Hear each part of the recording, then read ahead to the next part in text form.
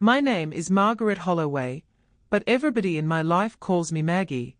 And at 71 years old I never imagined I'd be sitting here telling the world about the day my daughter looked me straight in the face and said a sentence that cracked something open inside me. I want you to sit with me for a while. Pretend we're in my living room. Pretend you can smell the faint hint of lavender from the candle I always keep on the coffee table. Pretend I'm telling you this like an aunt who's lived long enough to understand that life doesn't come at you in neat chapters. Sometimes everything changes in a single moment. And sometimes that moment arrives wrapped in a sentence you weren't ready to hear. My moment sounded like this: "We are leaving tomorrow, Mom. I sold your beach house." If you felt your stomach drop hearing that, imagine how mine felt. My daughter Sarah said it just like that. No warm-up. No explanation. No gentle landing. Those words hit me so hard I felt as if the floor had tilted. I looked at her the way someone looks at a stranger who suddenly knows too much about your life. My mouth went dry. My heart thudded in my chest. And for a moment I wasn't even sure I understood what she meant. You have to understand something.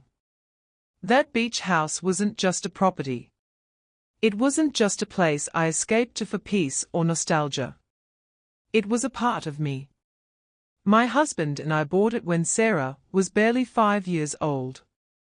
She learned to swim in those waters, learned to ride a bike on that little boardwalk, learned how to skip stones on those same waves that still echo in my mind sometimes.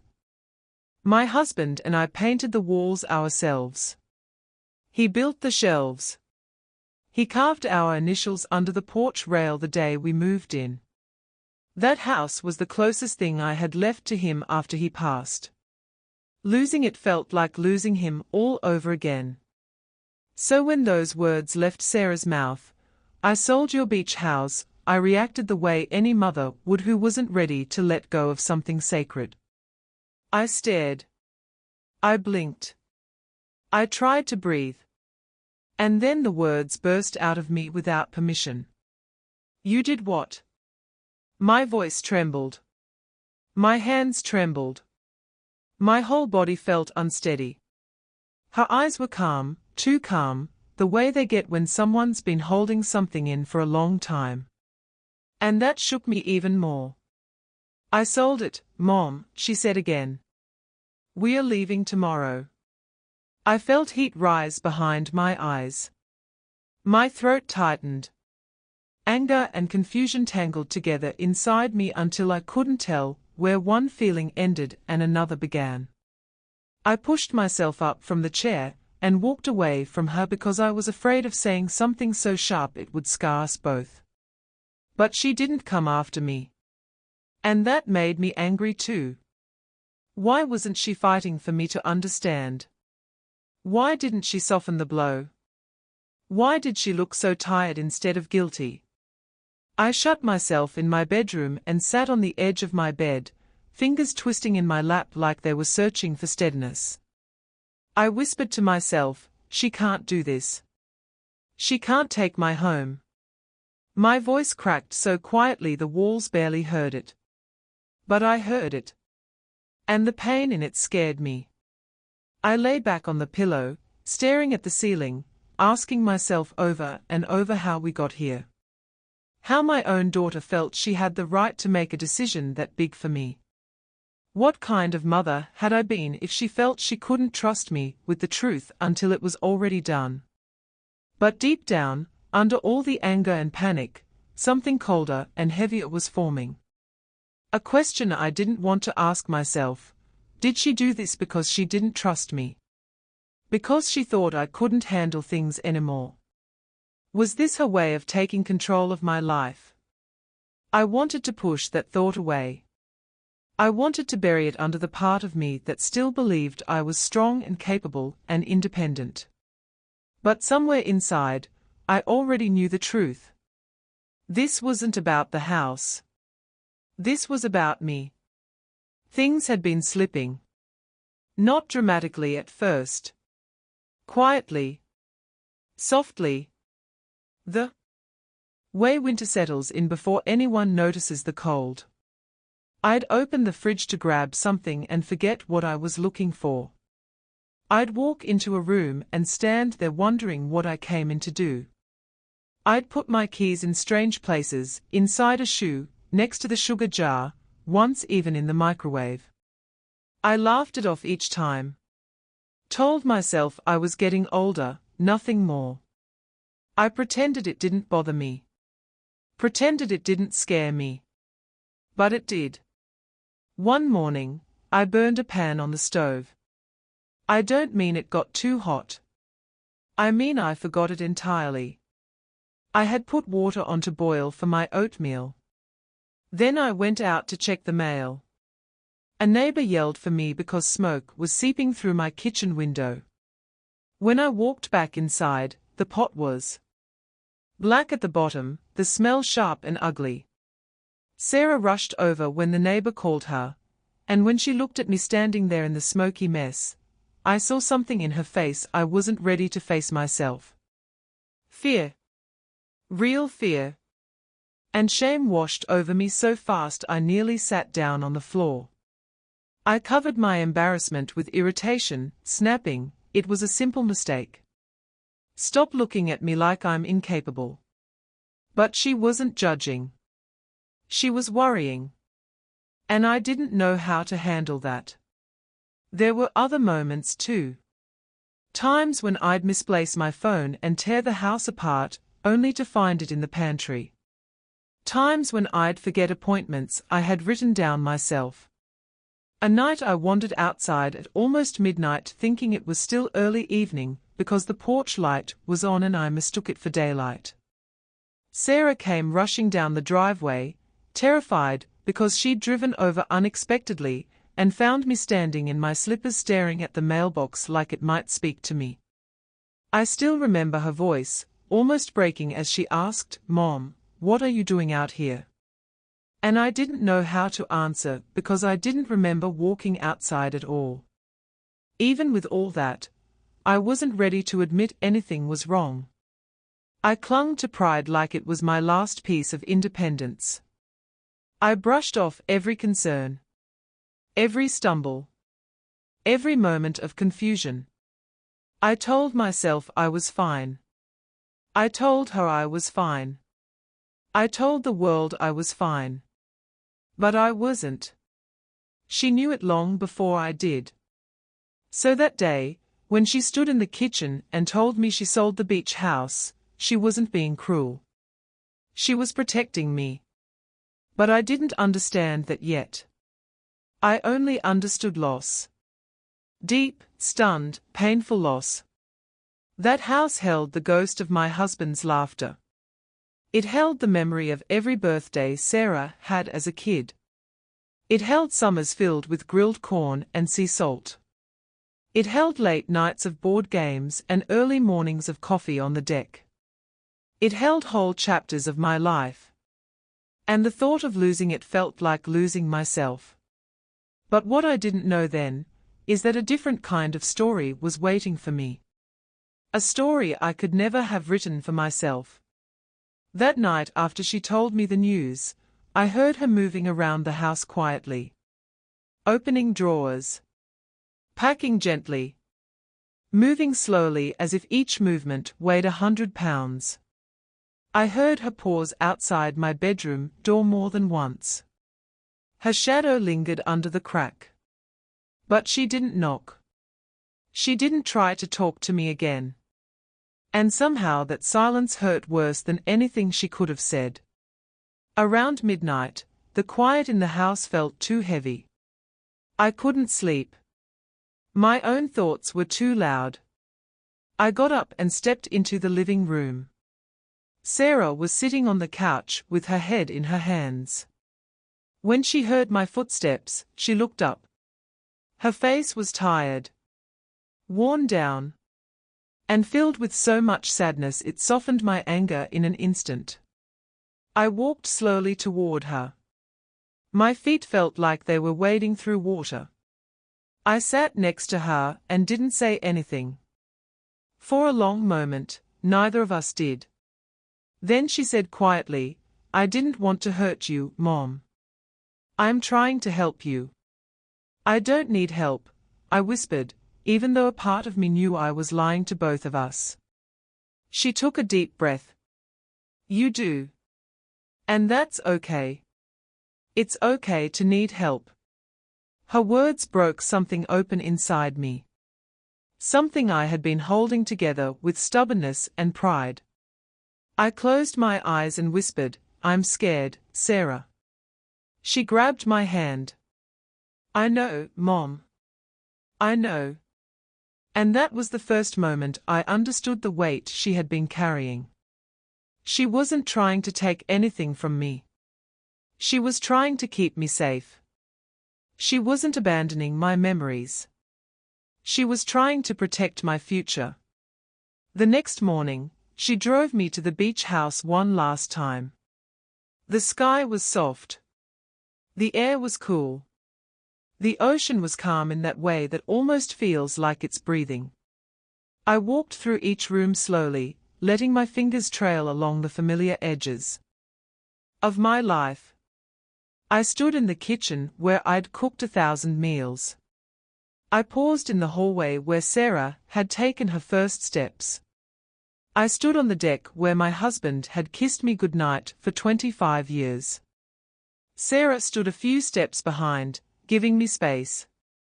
I could feel her watching me with that same mix of love and worry that had filled her eyes for months. When I looked out at the water one last time, I whispered to myself, "It's time." And surprisingly, I meant it.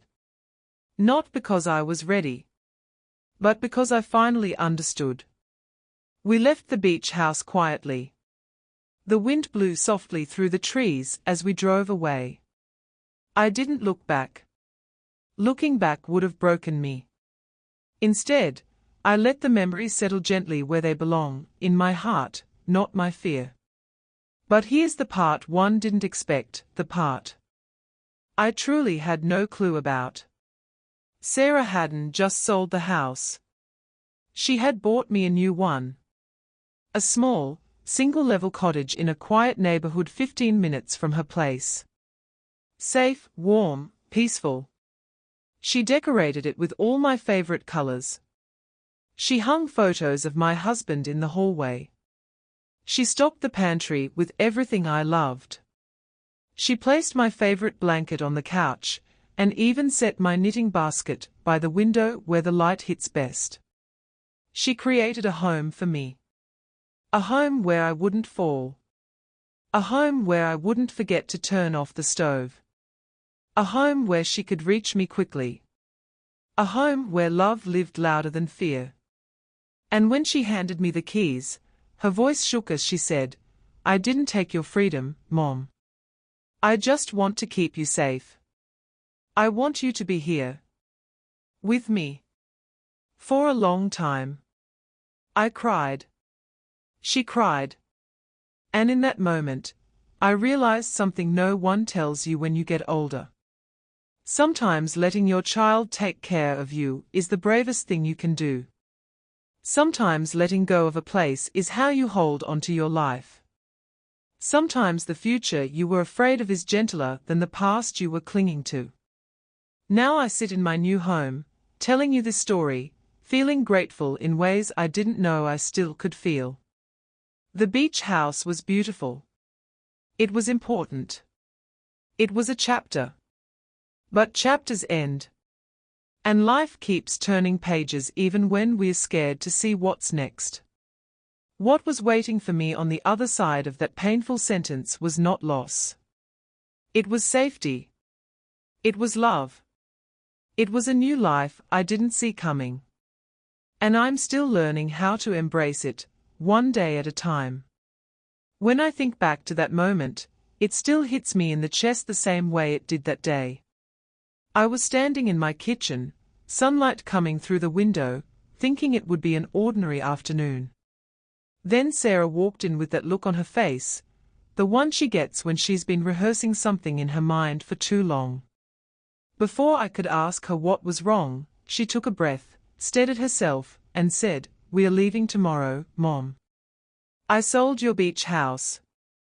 For a second I honestly thought she misspoke.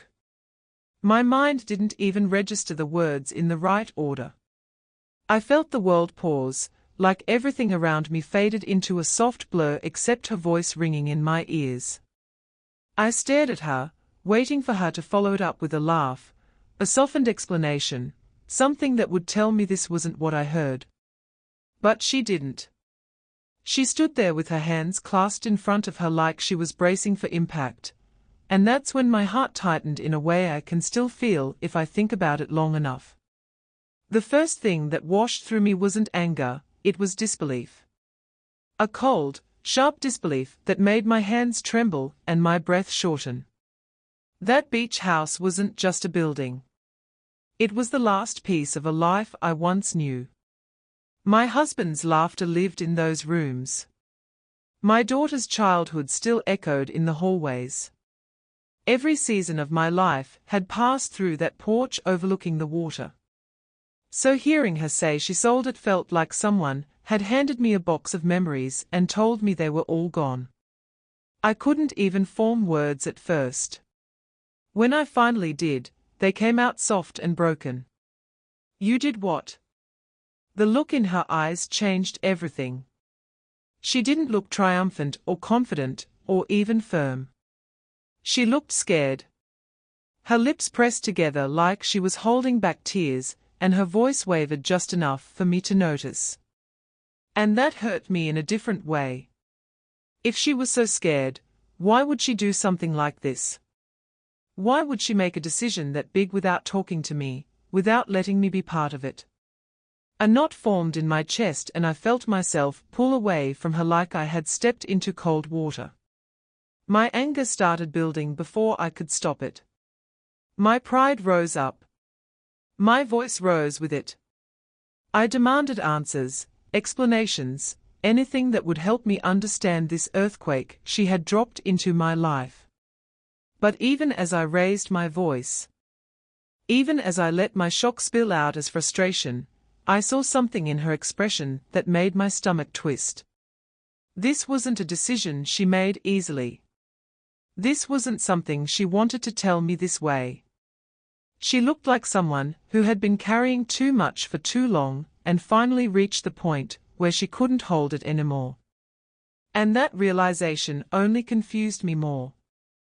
Why would my own daughter hurt me like this? Why was she standing there looking both determined and devastated? I remember walking away from her, my legs shaking, feeling like a rug had been ripped out from under my feet.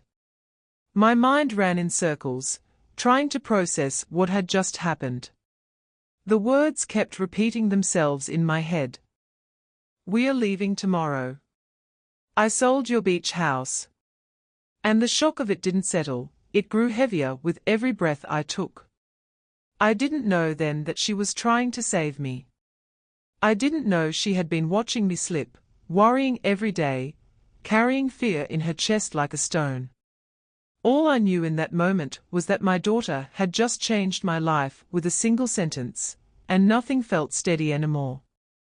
For a long time I kept telling myself that nothing was wrong. I brushed off every odd moment, every misplaced item, every little slip in memory as just part of getting older. But deep down something felt different. It wasn't the kind of forgetting where you laugh and shake your head, it was the kind that makes your stomach tighten because a part of you knows something isn't right. It started with small things. I'd walk into a room and lose the reason I went there. I'd put my phone in the pantry or leave the mail in the bathroom cabinet. I'd ask Sarah a question and then ask it again 10 minutes later without realizing I had already asked. I tried to ignore it, to pretend it was stress or distraction, but the uneasiness stayed tucked inside me like a quiet warning. Then the moments became sharper. Scarier. I stood in my kitchen one afternoon, holding a knife in my hand and staring at an onion on the counter, completely blank on what step came next. It felt like someone had turned off a switch in my mind. Another day I found myself sitting on the porch in the dark, wearing my slippers, convinced it was early evening even though it was almost midnight. I didn't remember walking outside at all. I didn't remember leaving the house. And that frightened me more than anything. But the worst moment was the stove. I had set water to boil and forgot it completely. The pot burned black, the house filled with smoke, and Sarah ran inside terrified, asking me what happened. I had no answer that made sense. Each of these moments chipped away at the illusion that I was still fully myself. I wanted to deny it, to hold on to my independence, but my own mind was slipping in ways I could no longer explain or control. The beach house had always been the place where I felt the most like myself, the one corner of my life untouched by chaos or responsibility. It held every important memory I had, from my husband's laughter echoing off the deck to the nights Sarah and I curled up watching storms roll across the water. But somewhere along the way, without me noticing, the house started changing. Or maybe I was the one changing. I'd walk through the hallway and feel confused by how far the bedroom seemed, even though it hadn't moved an inch in 30 years. The kitchen that once felt like home suddenly felt like a place full of small dangers waiting for me to forget something important. I found myself double-checking the stove, then triple-checking it, then doubting whether I had checked it at all. The stairs became another quiet threat. Those worn wooden steps that my feet knew by heart started feeling unpredictable. I slipped once and laughed it off, then slipped again and blamed my slippers. But deep down, I knew the truth was somewhere heavier. Even the sound of the waves outside, once comforting, sometimes felt like a reminder of how easily I could wander outside and forget why I went. The real turning point was the day I left the kitchen door open wide, cold ocean air rushing in, and I had no memory of walking through it. Sarah found me sitting on the sand with a puzzled look on my face, and when she asked what happened, I didn't know how to answer. That house had held my life together for so long, but suddenly it felt like a place where one mistake could turn dangerous. It broke my heart to admit it, but the sanctuary I treasured was slowly becoming a place I could no longer trust myself to navigate safely. When Sarah finally told me the truth, it didn't come out in a soft, gentle way. It came out like a dam breaking, all at once, and the force of it hit both of us harder than we expected. I had spent the whole afternoon simmering with anger and confusion, replaying her words in my mind, refusing to accept any reason she might give. When she walked into my room later that evening, her eyes looked tired in a way that made my heart twist, but my pride was louder than my compassion. I snapped at her before she even spoke, accusing her of taking away my freedom, accusing her of deciding my life without my permission. The words came from a place of fear, not truth, but they spilled out anyway. Then she broke. Not loudly. Not dramatically. Just quietly, the way someone does when they've run out of strength. She sat on the edge of my bed and told me everything I didn't want to hear. She told me she was terrified every time she drove home, wondering if I'd left the stove on again.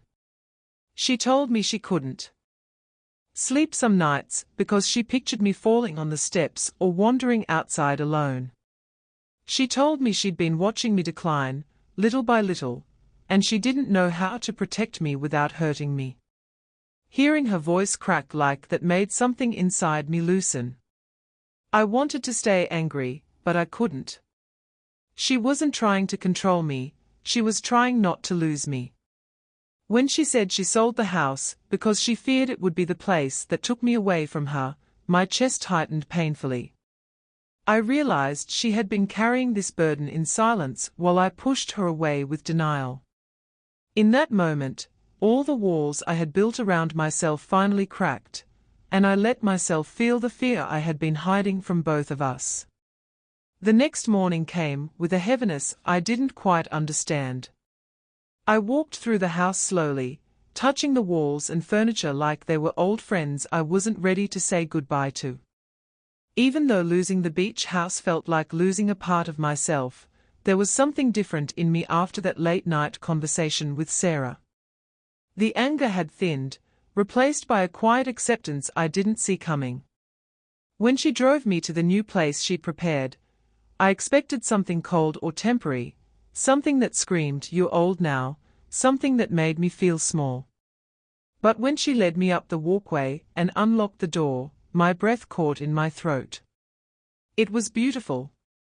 Not fancy or grand, but warm and gentle, the way a home should feel.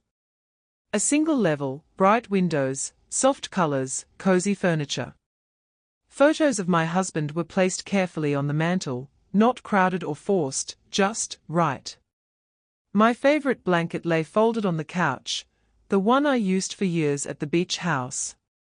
The kitchen had the same kind of mugs I loved, the same brand of tea I always bought. My knitting basket was by a window where the morning light landed perfectly. It felt familiar in a way that didn't make me sad, just comforted. She had paid attention. She had remembered everything I loved. I walked from room to room, running my fingers along the edges of the counters, the door frames, the dresser she must have moved herself. Every detail whispered the same truth. She wasn't taking my life away, she was trying to give me one I could still live safely. When I turned back to her, she had that unsure smile on her face, like she was waiting for me to reject it all. Instead, I felt something warm rise in my chest. Gratitude. Relief. A sense that maybe this wasn't an ending after all, but the start of something gentler. For the first time in a long time, I felt like the future might not be something to fear.